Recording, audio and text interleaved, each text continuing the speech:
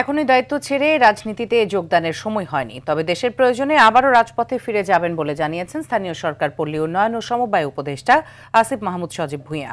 সকালে পল্লী দারিদ্র্য বিমোচন ফাউন্ডেশনের নিয়োগ পরীক্ষা পরিদর্শন শেষে এ কথা বলেন তিনি। বলেন, রাজনৈতিক দলে যুক্ত হব কিনা এমন কোনো সিদ্ধান্ত নেওয়া হয়নি। নতুন দলে যুক্ত হওয়ার বিষয়টিও নিশ্চিত নয়। যে কোনো দলেই যুক্ত হওয়ার সম্ভাবনা আছে।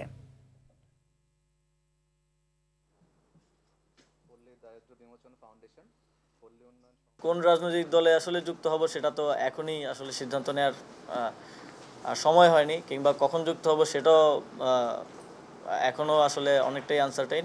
এটা ধরে নেওয়ার কোনো কারণ নেই যে নতুন রাজনৈতিক দলেই যুক্ত হব, কারণ নতুন রাজনৈতিক দল হয়েছে, আমাদের বয়সী যারা আছেন তারাই করেছে, তো সেখানে আগ্রহটা তো আছে। কিন্তু যখন আমি রাজনীতি করার কথা চিন্তা করব তখন আমি আমার জন্য বেস্ট অপশনটাই চুজ করব, এবং সেটা যে কোনো রাজনৈতিক দল হতে পারে।